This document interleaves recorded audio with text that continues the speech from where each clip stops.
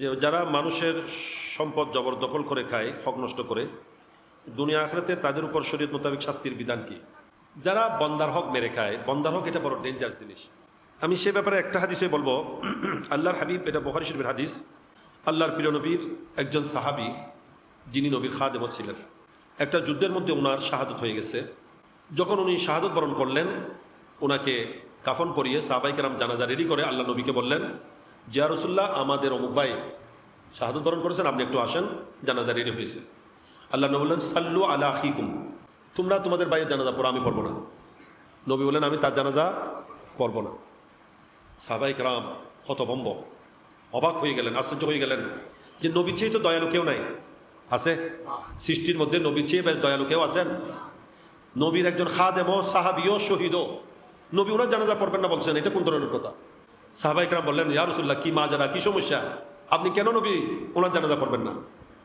আল্লাহ নবী বললেন, উনি গুলুল করেছেন, অর্থাৎ গনিমতের মাল বন্টন হওয়ার আগে ওখান থেকে কিছু নিয়ে নিয়েছেন উনি। যুদ্ধলব্ধ সম্পদ, এটাকে বলে গনিমতের মাল, ওখান থেকে কিছু উনি বন্টনের আগে নিয়ে নিয়েছেন। সাহাবায়ে কেরাম বললেন, আমরা ওনার যা ছিল এগুলো খোঁজাখুঁজি করছি, সেখানে কি পেলাম? বলে যে এক জোড়া ফিতা, স্যান্ডেলের ফিতা আছে না, কি স্যান্ডেলের জুতার ফিতা আছে না, আমরা ওনার গাটুরিতে এক জোড়া ফিতা পেয়েছি।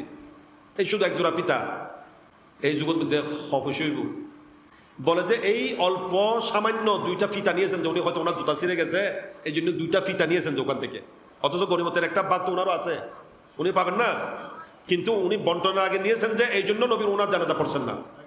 হাই হাই হাই, পেয়ারা নবী বলছেন, একজন শহীদ যে নিজের জান এবং মাল দিয়ে আল্লাহর রাস্তায় জিহাদ করেছে এবং শাহাদতের রক্ত দিয়ে গোসল করে নিয়েছে, শাহাদতের রক্ত দিয়ে, যার কারণে শহীদকে আর গোসল দেওয়া হয় না, শহীদের জন্য কি নাই? গোসল নাই। নবী বলছেন, সেই শহীদের জীবনের সমস্ত গুনাহ আল্লাহ ক্ষমা করে দেন, কিন্তু বন্দার হক ক্ষমা। ওই শহীদের শাহাদতের রক্ত দিয়ে গোসল করার পরও যে বন্দার হক মেরে খেয়েছে, জবরদখল করে খেয়েছে, তার কিনায় গুনাহ ক্ষমা নেই। এটাও বুখারী শরীফের হাদিস, আরো অন্যান্য হাদিসের কিতাবে আসছে। আল্লাহ নবী বলেন, কেউ যদি কারো সম্পদ, কারো জমিন জায়গা এক বুশ, এক বিগত না, এক বুশ শিবরান, জি শিবরান, এক বুশ পরিমাণও যদি কবজা করে, অবৈধভাবে জবরদখল করে খায়, বক্ষণ করে, হ্যাঁ, কাল হাসরের মাঠে তার 7 তবক জমিন, 7 তবক জমিন গলার মধ্যে কি ঝুলিয়ে দেওয়া হবে, লটকিয়ে দেওয়া হবে। হত্যারিবার হুজুর, 7 তবক জমিন কেন লটকাইবে? জমিন তো 51 দ্রুত 500 বছরের রাস্তা, 7 খান কিভাবে গলা ঝুলে দিব? হ্যাঁ, আল্লাহ তাআলা সেই দিন ওই গলাটাকে এত এত লম্বা করে দেবেন, যার গলায় বেড়ে এর দূর লম্বা করে দিব, দেন ইন সরাত আছে কথা কি, এত লম্বা করে দেবেন যে 7 তবক জমি তার গলায় ঝুলিয়ে দেবে, সে নড়তে চড়তে পারবে না। এটাই তার জন্য কঠিন আযাব এবং শাস্তিতে পরিণত হবে। নাউযুবিল্লাহি মিন যালিক, আলিয়াযুবিল্লাহ, লা হাওলা ওয়ালা কুওয়াতা ইল্লা বিল্লাহ। এই প্রসঙ্গে ইমাম আজমের একটা ঘটনা বলি। এক ব্যক্তি পার্শ্ববর্তী জায়গা কিছু হাড়ি টানি হারিয়ে লইলই দেরি, কত দূর জায়গা ঢুকে নিয়েছে নিজের পুত্র। এখন চিন্তায় পড়ে গেছে, মত সময় হাসাইছি, বাজি একটু একটু করি তো হত টুকু করে লই, এখন তো কেন জন্ম পড়িব। এখানে ইমাম আজমের হাসে যাইছে, এখনো সুরা হয়নি, ইয়ানোর ক্ষমার কোনো ব্যবস্থা আছে কিনা, হ্যাঁ, কেন হুজুর তোমার কেন বুদ্ধি টুদ্ধি তদবির ফা জানি চাই। ওই কারো কিছু জায়গা, পার্শ্ববর্তী জায়গা নিজের মধ্যে ঢুকিয়ে নিয়ে ইমাম আজমের কাছে গিয়েছে। এটা কোনো রকম জায়েজ করা যায় কিনা, এটা কোনো রকম জায়েজ করা যায় কিনা, এই পন্থা, এই কিছু তদবির, কিছু সমাধানের জন্য যখন গিয়েছেন, তখন সাইয়েদনা ইমাম আজম রাদিয়াল্লাহু তাআলা দিজলা নদীতে গোসল করতে গিয়েছিলেন। গড়ে গিয়েছেন যে ইমাম আজম গড়ে নাই, কোথায় বলে যে হুজুর তো গোসল করতে গিয়েছেন।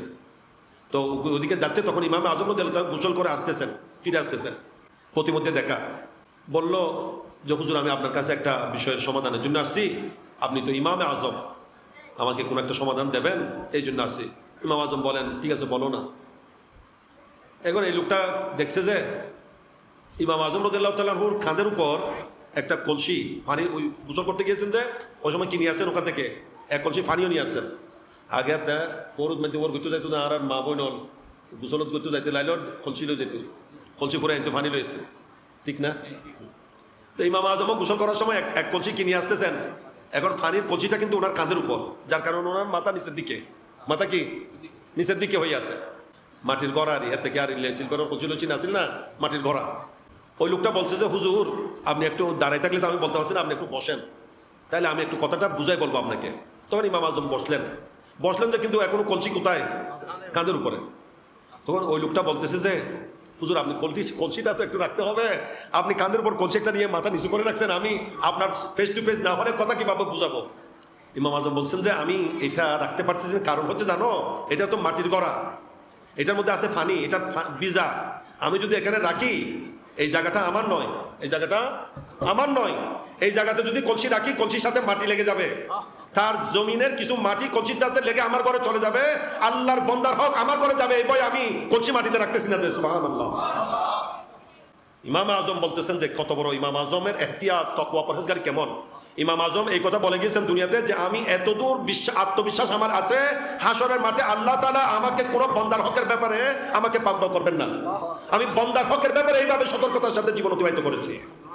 এই বন্দা বলে আয় তো গোড়া দেড়া ঢুকে ফেলাই হুজুর একখানে বলি খলসির তলাত মেডি লাগবো দেই, খলসিরে হাতত লই বই মেডি নরাকের আয় তো গোড়া হাত দুই হাত ঢুকে ফেলাই, আয় আর কি সমাধান লই বাসি এইবার সামান্য মেডি লাগানোর একটু ডরার হাতে কিরণ করি ব্যাপার সমাধান আগেই না।